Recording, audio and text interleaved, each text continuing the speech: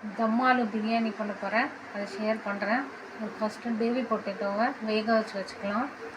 பாஸ்மதி ரைஸை வாஷ் பண்ணிவிட்டு ஒரு 20 நிமிஷம் ஊற வச்சுக்கலாம். பிரியாணிக்கு தேவையான ஆனியனை ஃப்ரை பண்ணிக்கலாம், நல்லா கோல்டன் ப்ரௌனாக. ஆனியன் ஃப்ரை ஆகிறதுக்குள்ள ரைஸை வேக வச்சுக்கலாம். கொதிக்கிற தண்ணியில் ஒரு பிரிஞ்சி இலை, 2 கிராம்பு, 2 ஏலக்காய், 2 பட்டை, இஞ்சி ஒரு துண்டு, பூண்டு 5 பல் போட்டு நல்லா இடித்து வச்சுக்கலாம்.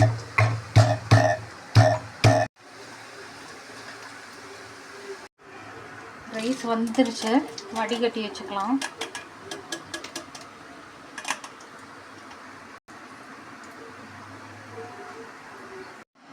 மஞ்சள் பொடி 1/4 ஸ்பூன், தயிரில் தனியா பொடி 1/2 ஸ்பூன், மிளகாய் பொடி 1/2.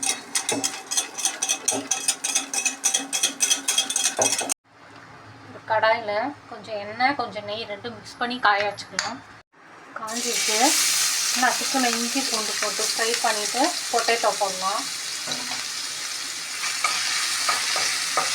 இஞ்சி பூண்டு பச்சை வாசம் போயிடுச்சு. வேக வச்சு உரிச்ச உருளைக்கிழங்கு போடலாம். லோ ஃப்ளேம்லேயே வச்சு பண்ணுங்கள். பொட்டேட்டோ லைட்டாக ஃப்ரை ஆகணுன்னு தயிரில் மிக்ஸ் பண்ண மசாலாலாம் ஊற்ற போகிறேன். தயிரில் மசாலாலாம் மிக்ஸ் பண்ணி வச்சுருங்க, அதை ஊற்றுறேன்.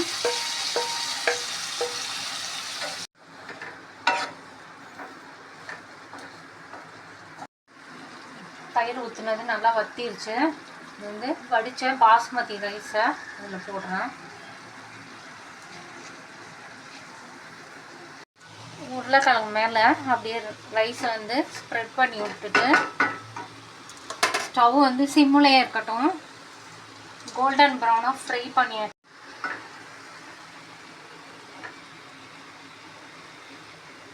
பாதி ஆனியன் இப்போ போடலாம், பாதி ஆனியன் லாஸ்ட்டு.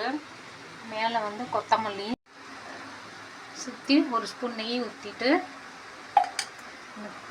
பாலில் ஊற வச்சா குங்குமப்பூ மேலே ஊற்றிட்டு தம் போடணும். அலுமினியம் ஃபாயில் இருந்துச்சுன்னா மேலே வச்சு அப்படியே க்ளோஸ் பண்ணிவிட்டு மேலே லிட்டு போட்டுடலாம். ஓப்பன் பண்ணலாம்.